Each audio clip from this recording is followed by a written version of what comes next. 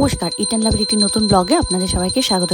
এটা ছিল আমাদের সরস্বতী পুজোর ব্লগ। তবে হ্যাঁ, সরস্বতী পুজো এবার আর আমি কলকাতাতে করিনি, কারণ আমার ছেলের নামেই যখন পুজো, ও 2 বছর ধরে আমেরিকাতে রয়েছে। এবছর আমি বলেছি আমি আর এখানে পুজো করবো না, তুই কর। কারণ কি, পৈতে হওয়ার পর থেকে ওই নিজের পুজোটা নিজেই বাড়িতে করতো, পৈতের পর থেকে। তো যাই হোক, এবার ওই ঠাকুরের জিনিসপত্র, ঠাকুর সব আমি পাঠিয়ে দিয়েছিলাম। আর মন্ত্র হচ্ছে আমার বোন সব ওকে পার্ট বাই পার্ট সব মোবাইলে লিখে পাঠিয়ে দিয়েছিল।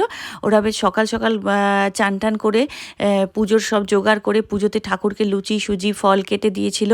তারপরে সবাই মিলে ভোগ বানিয়েছিল হচ্ছে খিচুড়ি বানিয়েছিল, তারপরে ফুলকপির তরকারি, পনির, পায়েস, বেগুন ভাজা। বাচ্চা কাচ্চারা মিলে সবাই মিলে সকাল সকাল উঠে ওখানে অত দূরে সব জিনিসপত্র জোগাড় করে যে পুজো করেছে, এটাই বিরাট ব্যাপার। আমার তো দেখে ভীষণ ভালো লাগলো যে সবাই মিলে এই পুজোটা করেছে। আর ঠাকুরটা দেখে আরও বেশি ভালো লাগছিলো। এখান থেকে আমি সব কিনে পাঠিয়েছি, সেই ঠাকুরও ওখানে পুজো করছে।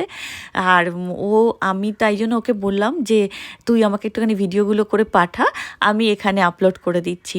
এই ছিল ওর ভোগের থালা, আর এইটা ছিল ওর ঠাকুরকে দেওয়ার সব জিনিসপত্র।